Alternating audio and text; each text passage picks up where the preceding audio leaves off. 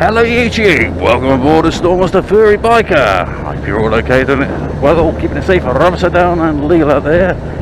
I can never emphasize that last point enough. Now for many people, the 1000cc Superbike, super sports bike, is seen as a bit of a misnomer. I mean, some of these bastards are now producing well over 200 brake horsepower. And as I alluded to in an earlier video, where the fuck can you use that sort of power? I mean, you can't really on the roads. So it's kind of insane. Oh well. Shit happens. Bike manufacturers build bikes to sell bikes, to give people choice. Now for me, I know you got the Kawasaki H2, Suzuki GSXR 1300 Hayabusa, but for me the pinnacle of superbikes has to... oh, frog in my throat, ribbit.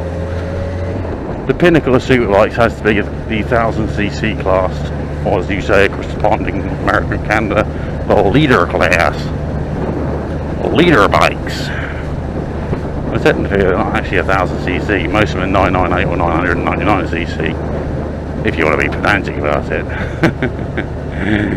Yeah, but these machines are just insane, says the guy riding one as a daily. But that's my choice too. And that is a nice Ford Escort, showing these doors hanging down to the bottom. Yeah, I like to, you know, say to people, I'm going to go, do you mind if I go in front? Oh, so then, yeah, okay, no problems. But yeah, I digress. 1000cc superbikes, for me, are the pinnacle of motorcycle technology. Here we have a bike, a leader bike, which can outperform pretty much every supercar there is out there. And where else can you buy that sort of performance for around the same price as a second-hand Ford Mondeo? The names of the leader bikes, you got me calling them, so now leader bikes. The names of these bikes go down in legend, you know. The ZX-10R, the GSX-R 1000, or the Gixxer for short. But then Gixxer's a blanket term for any GSX-R bike out there. From the 400 all the way up to the 1300. Even though Gixxer 1300 is a Hayabusa, it's still a fucking Gixxer. I think the ZX-10R, you got the Yamaha R1, and then you got the legendary Honda Fireblade, which actually started out as a 900 back in 1992. But that's another video. Over 30 years ago, actually. Fuck me. I remember the first one's going out. But yeah, anyhow, I digress again. My question to everyone out there is, who should ride 1000cc or leader bikes? A friend of mine put it to me not long ago that he's looking to get his first motorbike, and they talked about options and that, direct access course and all that jazz. And he says, well, I want to get myself a ZX-10 or a Fireblade. And I just looked at him and my blood ran cold, and I said, gonna have to disappoint you, but that'll fucking kill you. I know there's people out there who are like, well, I started out on a leader bike, I started out on a 1000, I started out on a Blade, this, that and the fucking other. But you got to remember that these things are not toys. Some people may say, oh, I'm going out on my toy this weekend. For me, a toy is something you play with. Keep it fucking PG-13, people, come on. And that goes for you as well, women, because I know there's lasses that watch my channel too. You know, I don't want you to start thinking naughty things when I mention about toys and that. And that goes for you as well, you furry bastards. My fellow furricans. Keep it PG-13. But yeah, these bikes are not toys, and they are not for beginners. They are not ideal first machines. I mean, take the bike underneath me for example, 189 brake horsepower, restricted to about 186, 187. She'll rip your arms out of your sockets if you disrespect it. And even when toned down, it's still 150, 155 brake at the rear wheel. That is an insane amount of power for a beginner to fucking handle. So no, I do not think beginners should ride 1000cc Superbikes as a first bike, because you won't enjoy it. 9 times out of 10 you'll be gripping the bloody bike in a death grip, panicking, you know, worrying, are you actually going to make it to your next stop?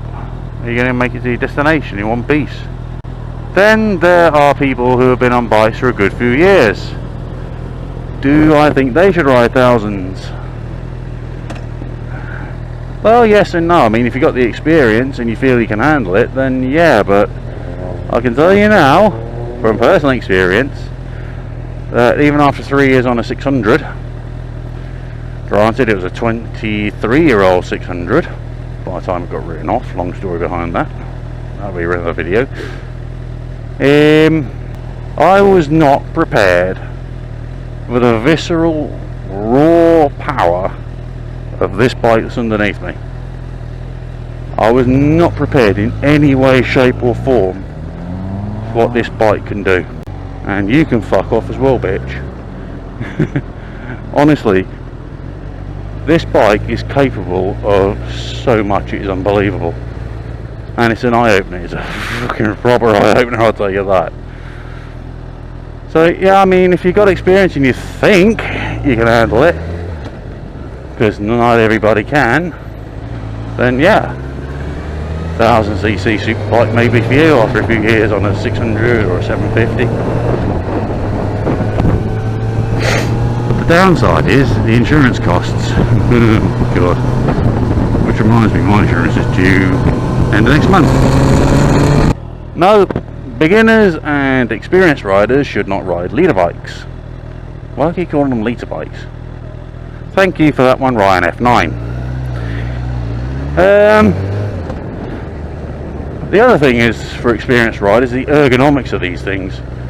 They're not designed for normal people. I mean, that said, I'm 6'3", 6'2", 6'3", and I fit on this bike absolutely comfortably. But you see on something like a ZX10 or an R1, and those things are not comfortable at all. Let alone, I'm not even going to touch on Ducati. I've sat on one of their Panigale 1298s. Oh mate, that was uncomfortable. I thought my back was going to snap. Me fucking heels are up my bloody arse. Me knees are up my fucking chin. It was more like a MotoGP alien's bike than a real person's bike. But yeah, these things are not for ordinary people, and well, depends on how you look at it really. They are designed for people who are diminutive, and then they find out they're too fucking small for the bikes. What about professionals? No, I do not. I don't actually think that professionals should. I mean, on the track, yes. When they're racing them, yes. But on the road, I'm not too sure. I mean, because for me, you have some amazing people out there. You got top of the class like Marc Marquez, or as I nickname him, Broken. He's always breaking something. F1 driver Sir Lewis Hamilton. He's massive into his motorcycles. Dude's got a collection of them apparently. He actually had the chance, the lucky bastard, to ride Valentino Rossi's R1M and the M1. Fucking lucky bastard, honestly. But yeah, you know, these are blokes who, in particular the MotoGP boys and the World Superbikes and the TT boys. These guys ride these bikes day in day out, but I'll tell you what, it does make you wonder how many of them actually have road legal versions of their track bike, their race bikes and that, and ride them on the road. I'm not sure many do. For me, there's a couple of kinds of people who should own and ride 1000cc Superbikes. Those who are too tight-arsed to buy more than one bike, even though they can probably afford to insure and run several bikes. And then there's the people like me who appreciate what a motorcycle's all about, who appreciate the amount of power, prestige and performance these incredible, and I mean awe-inspiringly incredible bikes have. So who do I think should ride 1000cc Superbikes? If it's not beginners, not experienced, not professionals, and there was third class, but I've forgotten what they were. The people I think should ride these machines are those who are too tight or can't afford to run more than one bike. Or if you can afford it and you're being a tight bastard, shame on you. And the other kind is people like myself, who have quite a bit of experience in motorcycling, have worked their way up through the ranks, 125, 650, 600, maybe dump a 750 in there, but I didn't, I went straight from 600 to 1000. And, you know, who appreciate the style, grace, power, precision, handling, just the awe-inspiring performance of one of these bikes. They're the kinds of people who I think should ride 1000cc. I mean, I'll be honest with you, there is nothing like them on the road here in the UK. Anyway folks, I'm going to wrap this video up here because I've waffled on long enough. So I hope you all take it easy, take care, stay safe out there, keep it rubber side down, and I hope you enjoyed the video. So if you did, throw me a like. My comments box is an open forum, so feel free to drop me a comment in there. And if you haven't already, click that subscribe button and that little bell icon just to let you know when I've uploaded a new video. Anyway folks, until next time, take care and I'll see you all soon. This is the Furry Biker saying thank you very much for watching, and yeah, till next time folks, see you all.